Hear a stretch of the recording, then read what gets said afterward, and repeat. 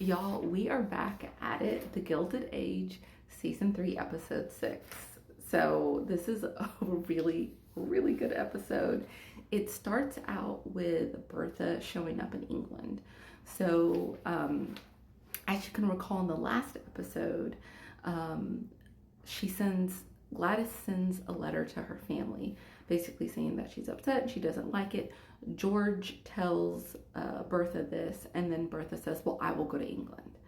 And so Bertha shows up in England to be of support to Gladys.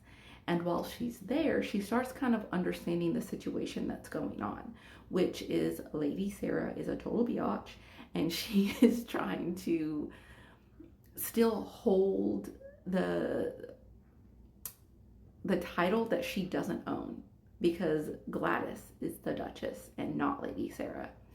So basically, what Bertha does is she is trying to get Gladys to realize that she is the Duchess. She is the lady of the house, which means that she has a lot more power than she's actually giving herself. And so Bertha actually starts out with kind of, I don't want to say checking Lady Sarah, but making Lady Sarah, not look very good. So in one part of the show, they're dining with some people, and they're talking about women's right to vote. And Lady Sarah says that she doesn't believe that women should have the right to vote. And Bertha asks her why. Why wouldn't women be able to vote? Are they not smart enough? Or, she kind of puts her on the spot. And, Lady Sarah doesn't really have a good response to that. And then in another part of the episode, Gladys starts stepping into her own. And so basically what happens is they were dining with a group of people that they had dined with before. And Gladys is talking to this older man, and she's saying that she wanted to plant some English trees for the 50th anniversary of the Queen. And Lady Sarah says, "Oh, we've already figured that out. Don't worry about it." And then Lady Sarah stands up, and Gladys asks her if she's ill. And Lady Sarah says no, and Gladys goes, "Oh, well, I just don't understand why you're standing up before me," because she's the Duchess. So Lady Sarah sits back down, and Hector looks at Lady Sarah and is like, "Why would you do that?" And she's like, "I've always done it before." And Hector says, "Yeah, but now we have a Duchess, and you are not the Duchess."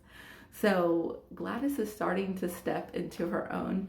And I do have to give kudos to Bertha, because Bertha is there encouraging her and trying to guide her to make her own way, telling her that, you have to put in some effort, and you have to be strategic, and you have to be smart about what you want. And the first thing that she really needs to work on is the relationship that she has with Hector. So she told her to become more interested in the estate. And so because they know that Lady Sarah has basically taken care of Hector his whole life, because their parents died when they were very young, and Lady Sarah has kind of always called the shots. Now, with Gladys being there, Gladys is going to have to be strategic about getting Hector's attention and being interested in the state and learning about where she is and their customs, so that she can be the one who is the head of the household. Well, Hector's the head, but he really follows the lady, so the woman is the head of the household. So she's trying to set her up to realize the power that she can wield if she chooses to do so. And someone had made a comment in my comments and said, what did she say? She said, Bertha is in Gladys. So I totally agree with you on that, and we are starting to see that come to fruition. Next, I want to go to George Russell.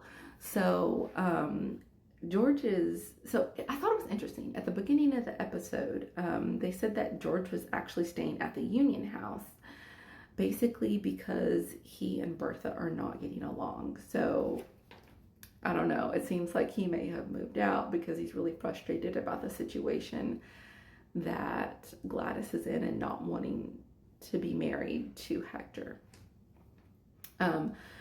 So in this episode, he and his secretary, and then a couple of other groups of people, the Merricks, and I can't remember the other name, but they're all summoned by J.P. Morgan, because basically, if someone doesn't own 51% of the Illinois Railroad, then the stock market is going to be in peril. Like, it could potentially crash.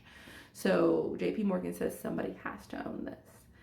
And it has to be specifically 51%. So they make a deal, and they get to own 51% of it.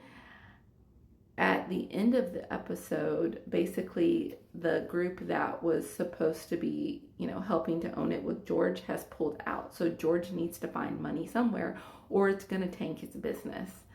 And it was very interesting because Clay Richard was working with the Merricks now, and his sole purpose is to overthrow George. So he is not on George's side, to say the least.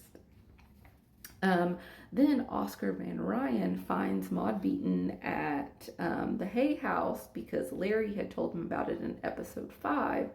He confronts her. He asks where his money is. And she says that Mr. Crowder took it, and he basically, didn't give her any money either. So that's why she's working as a lady of the night at Hay House. But at the end of the episode, Oscar does give Maud Beaton $100 and a ticket to Sandusky, Ohio to go see her sister. Or go live with her sister. And he just does it to be a good person. So I thought that was really sweet. But a sad part at the end of the episode is Oscar's lover. I think what's his name? Sorry, I'm checking my notes here. John Adams. He gets hit by a carriage. And so it was really, really sad. I don't know if he died. He definitely has to be seriously injured because the carriage hit him and his body flew and hit the ground. So if he didn't die, he's definitely severely injured. Also, Larry Russell is in Arizona because his dad had sent him there to go check the mines and check for copper and things like that, because he wanted to look at the metallurgy report. And so he was talking to the guy who works in the mines, and he said that he thinks that there's copper, and a large amount of copper in one of the mines. So he has to get back to New York, and Larry has to get back to New York and try to talk his dad into putting more money into that so they can maybe use that as a venture as well. Also, Marion finds out about Larry going to Hay House. So Larry told her that he was going to be going to a restaurant on the night that they got engaged with his friends, but he actually went to Hay House. And as you know, that's where he was meeting up with his friends to talk about the patent for the clock. But the Hay House is kind of like a brothel where, men pay to sleep with the women. And he did not tell Marion that. And Marion got really upset. I mean, she cried. She told her family and called off the engagement. And she wrote a letter because Larry doesn't know about this. Larry's still in Arizona. So she wrote a letter. She gave it to the butler. And she said that it explains everything. And so she basically broke off her engagement to Larry. Which, I don't know. I still have a weird feeling about Larry. What do you guys think? And then the last part is Peggy. I love Peggy. So Peggy and Mr. Kirkland, their relationship seems to be going well.